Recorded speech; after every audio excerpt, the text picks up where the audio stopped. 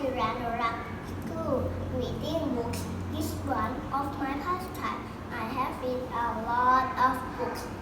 Two books that I like the most. Let's start with the first book.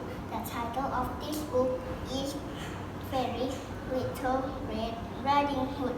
It is written by Hippie and Hip. It is all about a very big adventure for a very little girl. The character that I like the most from this book is the wolf.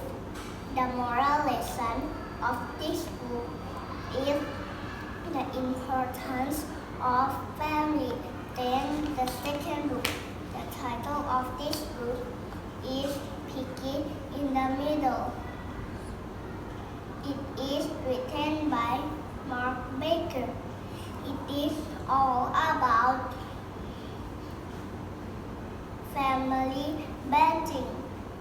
The character that I like the most from this book is George. The moral lesson of this book is always keep time to have fun with your family and your friends. I love to read it again and again. Thank you.